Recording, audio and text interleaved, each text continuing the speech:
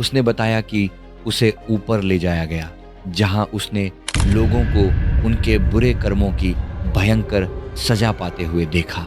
उसने मांस के बड़े बड़े टुकड़ों को एक खौलती हुई नदी में बहते देखा। उसे शराब पीने की थोड़ी लत जरूर थी, और सबसे बड़ी बात, वह भगवान, पूजा पाठ या किसी अलौकिक शक्ति में बिल्कुल भी यकीन नहीं करता था। एक दिन मार्च के महीने की शाम थी। उसे तेज चक्कर आता है और वह पीछे की तरफ गिर पड़ता है। घर वालों को लगा कि शायद शराब ज्यादा पी ली है और सो गया है। उसे तुरंत एक बड़े अस्पताल ले जाया गया। डॉक्टरों ने उसे सीधा आईसीयू में भर्ती कर लिया।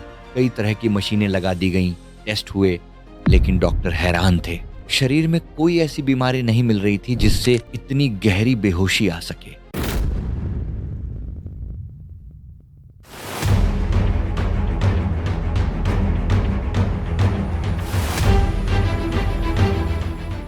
नमस्ते दोस्तों, आज मैं आपसे एक ऐसी घटना के बारे में बात करने जा रहा हूं जो मेडिकल साइंस के लिए एक अनसुलझी पहेली बन गई, लेकिन अध्यात्म और कर्मों को मानने वालों के लिए एक बहुत बड़ा सबक। आपने नियर डेथ एक्सपीरियंस से, यानी मौत के बेहद करीब से लौट कर आने की घटनाओं के बारे में ज़रूर सुना होगा। लोग बताते हैं कि उन्होंने एक रोशनी देखी, एक सुरंग देखी, या अपने किसी बिछड़े हुए परिजन को देखा।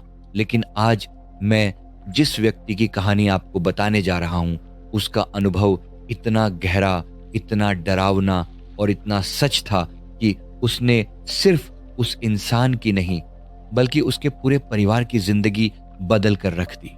यह कोई बहुत पुरानी बात नहीं है, हाल ही के सालों में घटी एक बिल्कुल सच्ची घटना है। कल्पना कीजिए, एक ऐसे इंसान की जिसे कोई गंभीर बीमारी नहीं है, वो बिल्कुल स्वस्थ है, लेकिन अचानक वो 3 दिन के लिए एक गहरी बेहोशी में चला जाता है। एक ऐसा कोमा जहां उसका शरीर मशीनों के सहारे बिस्तर पर पड़ा है, लेकिन उसका दिमाग, या यूं कहें कि उसकी आत्मा, एक ऐसी यात्रा पर है जिसकी कल्पना भी हम नहीं कर सकते। यह कहानी एक ऐसे व्यक्ति की है जो अपने परिवार के साथ एक सामान्य जिंदगी जी रहा था।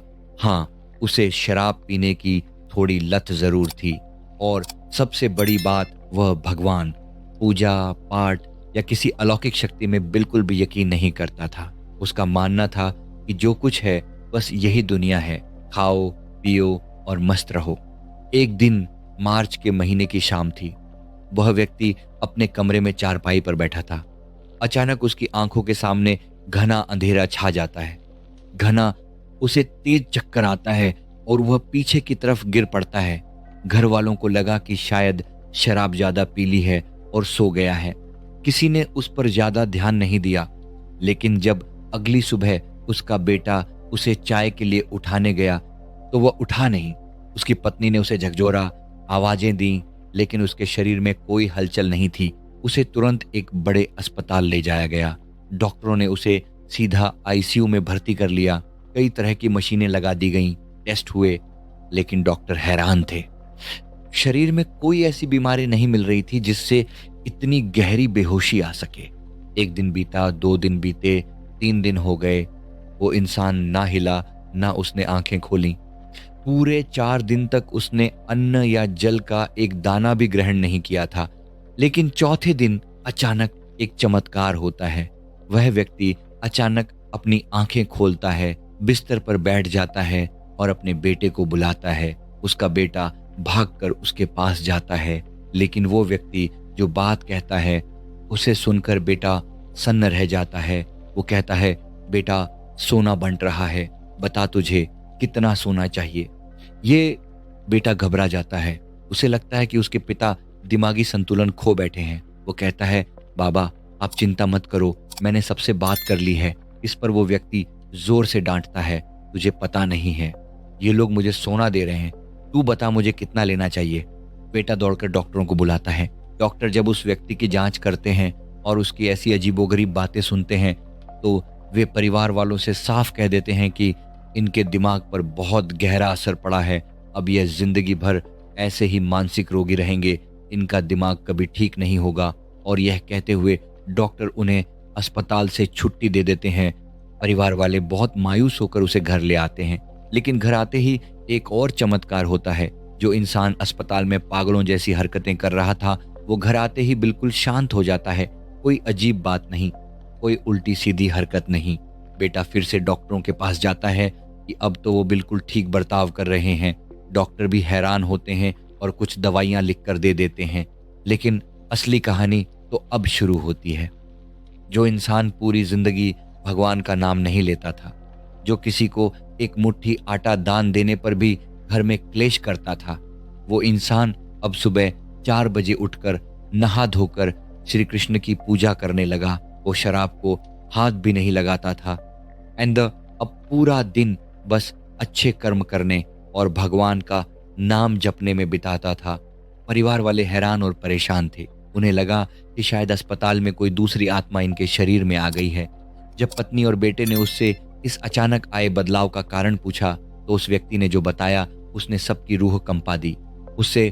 उसने अपने परिवार को बिठाया और कहा, डॉक्टर मुझे पागल कह रहे थे, लेकिन जो मैंने उन 4 दिनों में देखा है वो दुनिया का सबसे बड़ा सच है। मैं नहीं चाहता कि जो मेरे ऊपर बीती वो तुम में से किसी पर बीते। उसने बताया कि जिस रात वो बेहोश हुआ था, उसे 2 लोग लेने आए थे। वो उसे एक ऐसी जगह ले गए जहाँ की जमीन आग की तरह तप रही थी। उसके पैर जल रहे थे। वहाँ एक चारपाई थी, वो उस पर चढ़ गया, लेकिन वो चारपाई भी पिघलने लगी। उसने वहाँ नर्क की उस भयंकर आग को महसूस किया। फिर वहाँ सफ़ेद कपड़ों में एक बहुत ही विशालकाय व्यक्ति आया, जिसके हाथ में एक किताब थी। उसने इस व्यक्ति को उसके जीवन के सारे झूठ और पाप याद दिलाए। उसने बताया कि कैसे वह बार बार अपने शरीर से बाहर निकलता था और फिर वापस अंदर आ जाता था। यही नियर डेथ एक्सपीरियंस का सबसे बड़ा लक्षण होता है। उसने बताया कि उसे ऊपर ले जाया गया, जहां उसने लोगों को उनके बुरे कर्मों की भयंकर सजा पाते हुए देखा।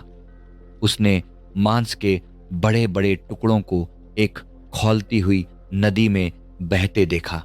और सबसे बड़ी बात बताया कि उस सफेद कपड़ों वाले व्यक्ति ने उसे उसके परिवार का एक ऐसा सच दिखाया जिसने उसकी आंखें खोल दी। उसे बताया गया कि उसने अपनी जिंदगी में अपने ही बच्चों के बीच, अपने ही परिवार में जो भेदभाव किया है, किसी को ज्यादा दिया और किसी को कम, किसी के साथ अन्याय किया है, उसी अन्याय की सजा वो आज इस रूप में भुगत रहा है। उसे सख्त चेतावनी दी गई कि तुमने जो किया है उसकी सजा तो तुम्हें मिलेगी, लेकिन तुम्हें एक मौका और दिया जा रहा है ताकि तुम अपने कर्मों को सुधार सको। उस व्यक्ति ने रोते हुए अपने परिवार से कहा, मुझे पता चल गया है कि नरक क्या होता है। किए हुए कर्मों की सजा यहीं इसी जन्म में मिलती है। मुझे कृष्ण लोक भी दिखाया गया, लेकिन मैंने उसे देखने से मना कर दिया क्योंकि मैं उस लायक नहीं था। मैं भगवान को मानता ही नहीं था। उसने कहा, वो लोग मुझे सोना देने का लालच दे रहे थे, इसलिए मैं तुमसे पूछ रहा था। मुझे लग रहा था कि शायद सोना लेकर मेरे पाप कम हो जाएं, लेकिन ऐसा नहीं होता।